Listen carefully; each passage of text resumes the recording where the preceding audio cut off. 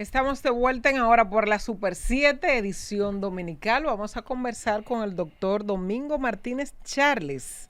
Es internista, es nefrólogo, o sea, salud renal en sentido general. Vamos a conversar con él. Hay muchos temas de interés, tantas cosas que vivimos hoy de salud.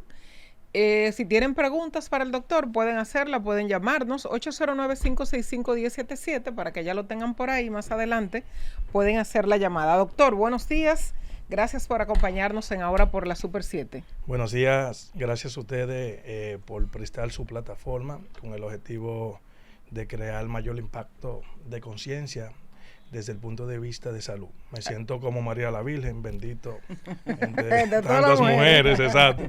Y nada, y aquí estamos tratando de dejar un valor agregado y a lo que ustedes digan. Usted es internista, doctor. El internista es el que recibe al paciente de entrada, o sea, ¿estoy correcta? No, fíjate, cuando hablamos de internista, hablamos de una especialidad que se encarga como del cuidado íntegro, clínico, como el médico del adulto. Mucha gente lo comparan a veces como médico general, porque como internista uno puede como navegar en todas las aguas sin que nadie lo persiga. Sí. Sin embargo,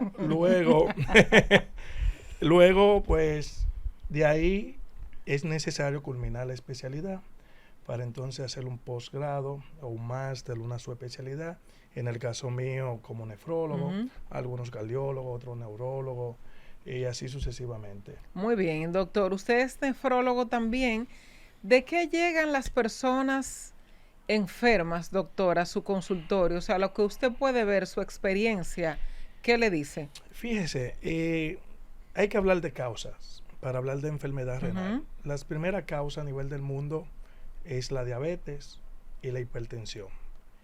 Por eso que en nuestras unidades de diálisis, el 70% de los dominicanos padecen esta dos enfermedades, o son diabéticos, o son hipertensos, o la tienen ambas. Entonces, ¿qué pasa?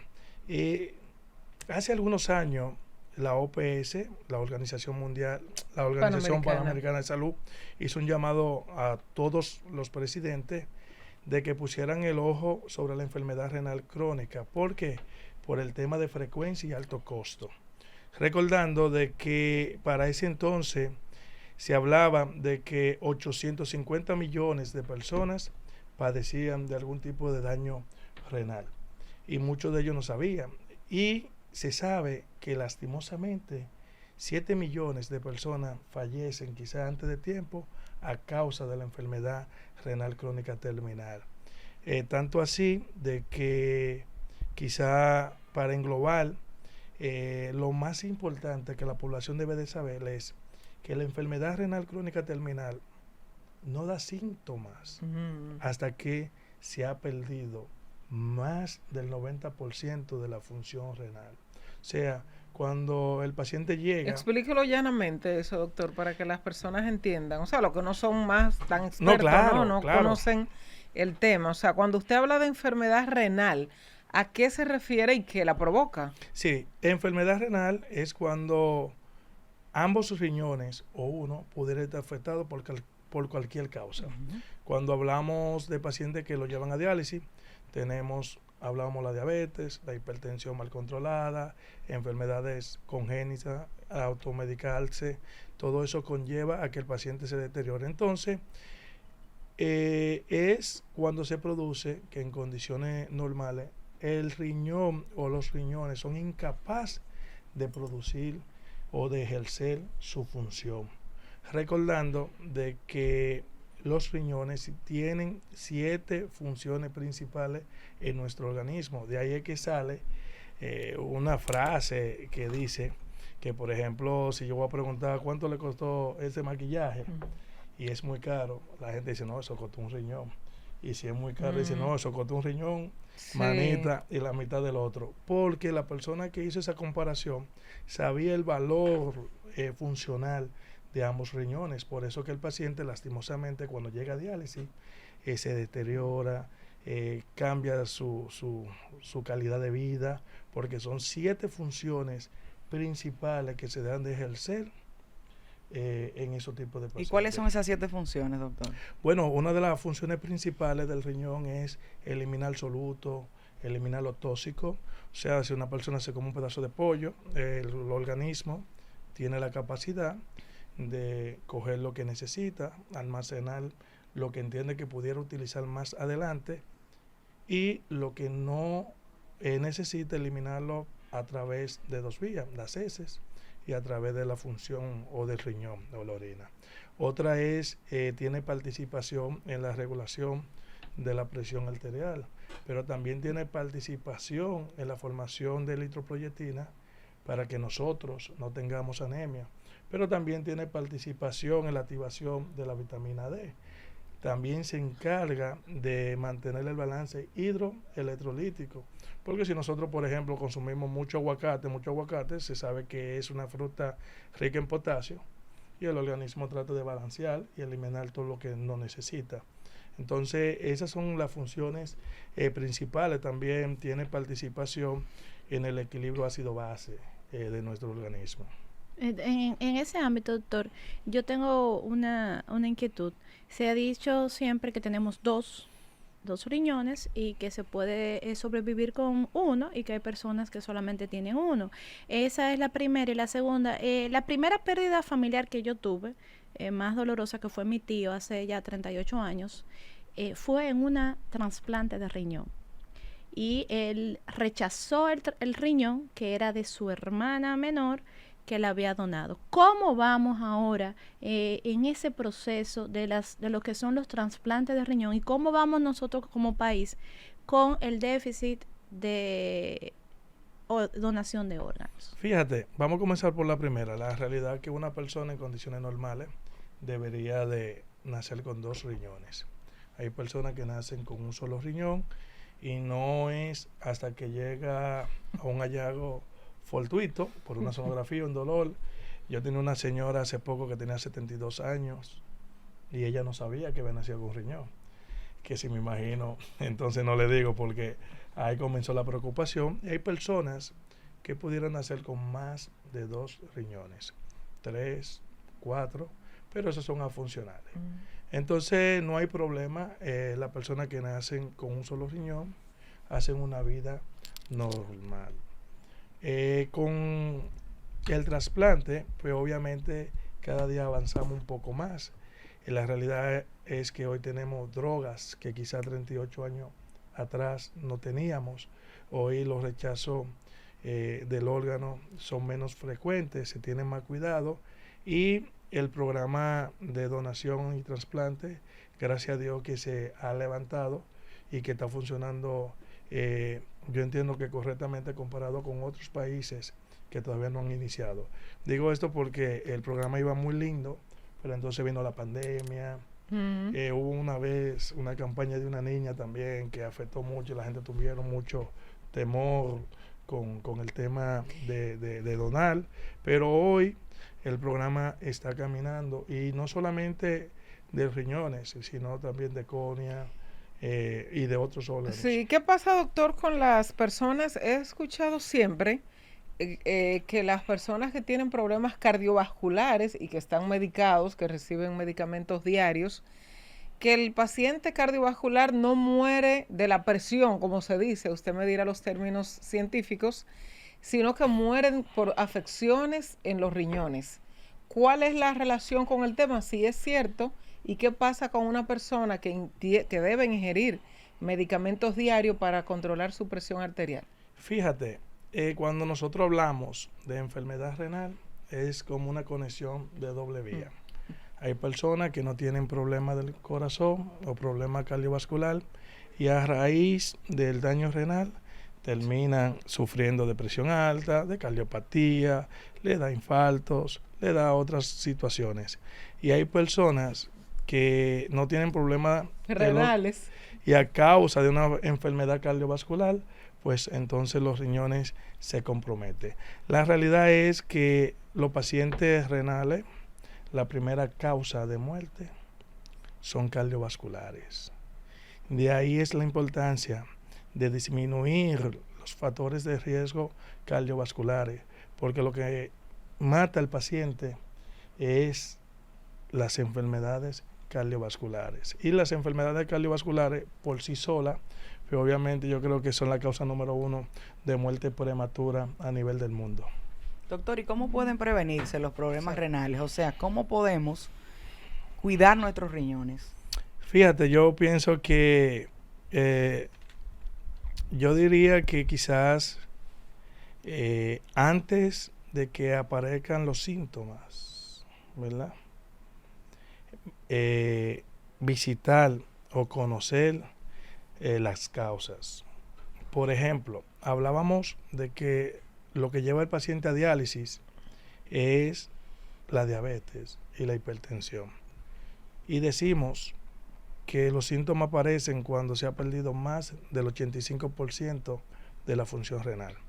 Entonces, yo pienso que si eres diabético, si eres hipertenso, lo correcto es visitar al nefrólogo antes de que aparezcan los síntomas. Se habla de que cuando una persona es recién diagnosticada con diabetes, casi siempre hay un compromiso renal. Lo que pasa es que pasa desapercibido, porque la primera fase es que el riñón trabaja mucho, lo que nosotros lo llamamos hiperfiltración, y por ende al riñón trabajar más, en lenguaje sencillo, la persona como que va mucho al baño y produce más orina. Y esa es la primera señal de que algo dentro de tus riñones no va bien.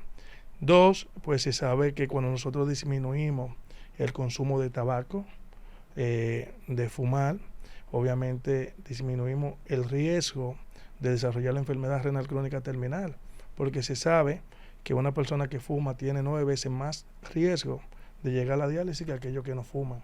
Lo que pasa es que es un daño que se ve a largo plazo. Se ve en 10, 15 años. Entonces cuando tú le dices a la gente, mira, fue el cigarrillo, yo he fumado toda la vida, pero carajo, eso es lo que te tiene comprometido.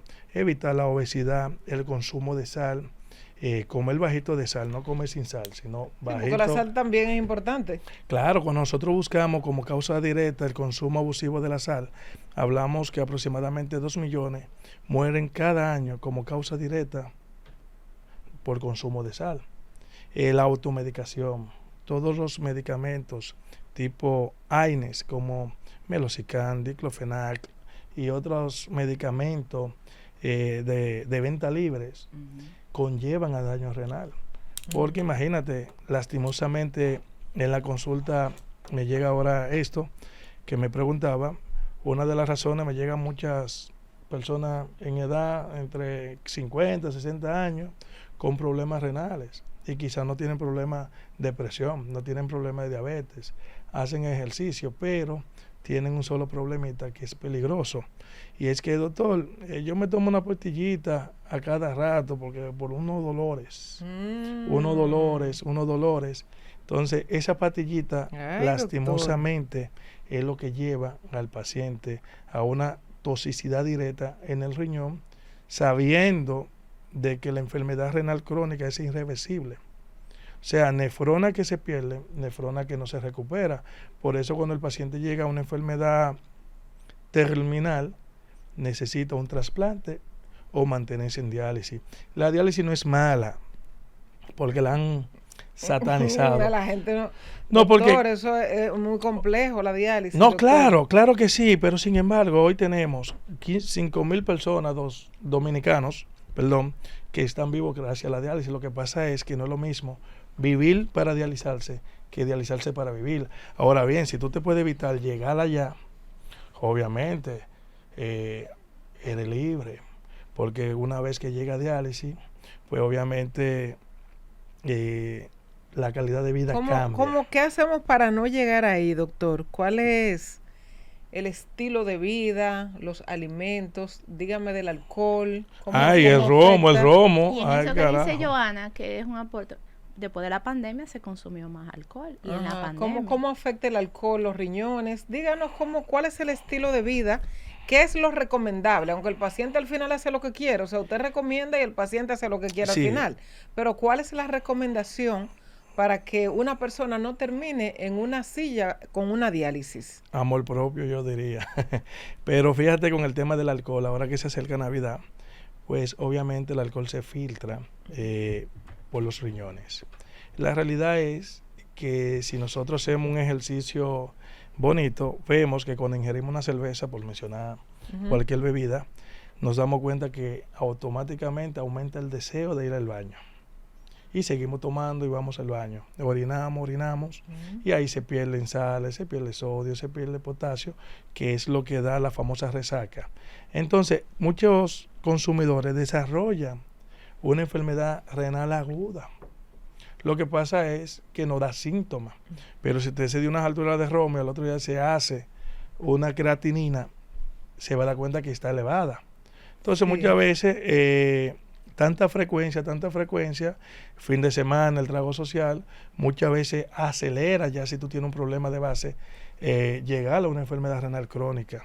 ¿Qué es lo que significa, doctor, la creatinina elevada en el Pues la paciente? creatinina es un marcador que es barato, es sencillo, y entonces nos permite valorar con unos cálculos casi muy precisos, cuantitativamente cómo está funcionando los riñones. Con esa creatinina nosotros le decimos al paciente, mira, tus riñones están funcionando un 25, un 30%, un 100%, deben de cuidarlo. Otro examen es el examen de orina, que viene siendo la biopsia del pobre, ¿verdad?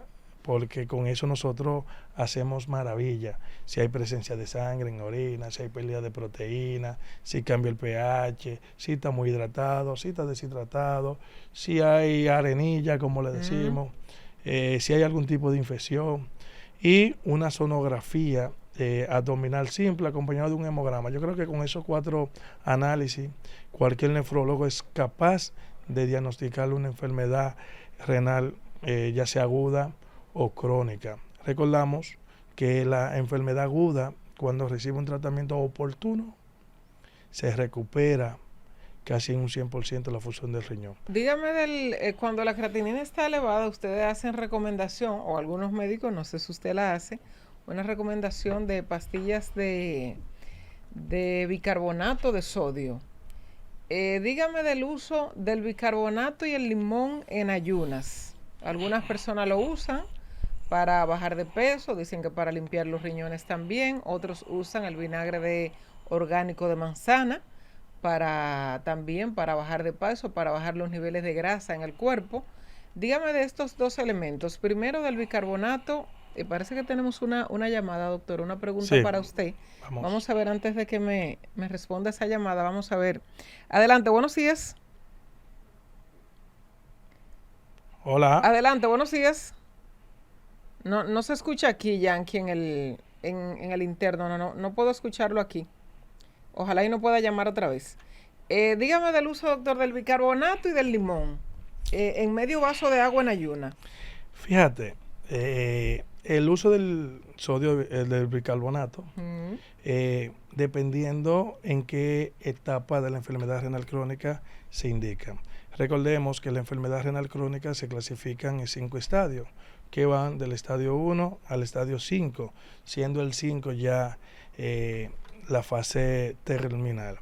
Entonces, ya cuando el paciente se encuentra en estadio 3 o 4, hablábamos al inicio de que una de las funciones que tiene el riñón es regularizar la acidez, o sea, el pH, y muchos pacientes comienzan entonces de forma, antes de llegar a la diálisis, a presentar la acidosis metabólica en el cuerpo. Entonces, nosotros lo que hacemos es que el pH que se mantiene ácido, con el bicarbonato lo ponemos alcalino, y eso ayuda a disminuir una cantidad de síntomas en el paciente renal.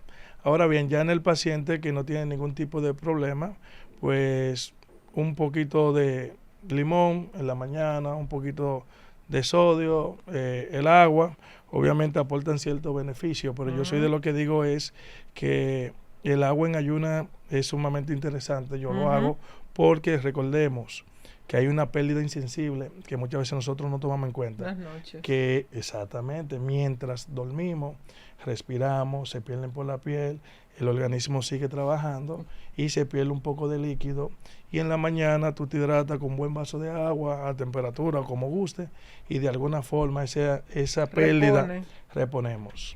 Adelante, buenos días. Buenos días. Sí, ¿tiene alguna pregunta para el doctor? Claro que sí. Sí, adelante. Yo soy Enrique desde La Romana. Adelante, Enrique. Sí, quiero preguntarle al doctor que si tomar agua, mucha agua, protege los riñones. Lo voy a escuchar por la radio, doctor. Muchas gracias. Gracias a Enrique. ti. Gracias. Fíjate, no solamente los riñones. Recordemos que nosotros estamos formados entre un 60, dependiendo la literatura que tomemos, entre un 60 a un 70% solamente de agua. Y cuando nosotros buscamos la composición de los riñones, tiene una composición de un 83% solamente de agua. De ahí es la importancia de que el hábitat natural de los riñones es el líquido. Adicionalmente, cuando nosotros mantenemos una muy buena hidratación, fortalecemos las articulaciones, la piel, otros órganos se benefician. Y siempre nosotros promovemos, no que te va a beber un tanque de agua, carajo, porque te va a intoxicar. El agua intoxica en gran cantidad. Sí, claro, no se menciona mucho, no, pero... Si toma de más, entonces pierde nutrientes del cuerpo. Exacto. Pero sí, cuando nosotros mantenemos una muy buena hidratación, pues somos capaces de esos residuos que se van quedando en la tubería del sistema urinario, por arrastre con el agua, eliminarlo. Entonces, no se forman piedras, las bacterias no se fermentan, disminuyen la infección de vías urinarias, los dolores en aquellas personas que tienen antecedentes de piedra disminuye y mantiene una buena salud renal. Eso es en el paciente sano, porque el paciente en diálisis, por ejemplo, me llega el agua de coco. Que para los riñones, sí, carajo, pero espérate, no me diga que para los riñones, porque un paciente en diálisis, un paciente con enfermedad renal crónica avanzada, tú le das agua de coco y lo va a matar. O sea, en vez de hacerle bien, le hace mal. Claro. ¿Por qué? Porque, bueno, se pierde la condición normal de eliminar el potasio. Los riñones dejan de eliminar el potasio se acumula y produce trastorno a nivel cardiovascular, haciendo que el paciente tenga una parada cardíaca en diátoles. No vamos a entrar en diátoles porque va a haber que nosotros que somos médicos innatos y no autorrecetados. Entonces, por ejemplo, lo mismo pasa con el aguacate. Doctor, a propósito del dengue, ¿guarda relación el tema del dengue con los riñones? O sea, después que la persona pasa por la infección. Fíjate, claro que sí, de alguna forma, porque una de las cosas que siempre está muy presente en el dengue es la fiebre alta. Entonces la fiebre alta deshidrata. Y esa deshidratación, que muchas veces son severas, conlleva a una insuficiencia renal aguda. Lo que pasa es que muchas veces pasa desapercibido y en la gran mayoría de los casos, en el paciente que está ingresado, su médico de base no lo pasa por alto y con una muy buena hidratación se recupera. Pero algo importante es que si tuviste ingresado por cualquier causa y te dijeron que hiciste una insuficiencia renal aguda y que fue resuelta, el peor problema o la peor decisión que puede hacer esa persona es no volver al nefrólogo o a su médico, porque esa persona dentro de los 2 años tiene un riesgo de 9 veces de desarrollar una enfermedad renal crónica irreversible y posiblemente de forma prematura llegar a un programa de diálisis. Bueno, doctor, muchísimas gracias.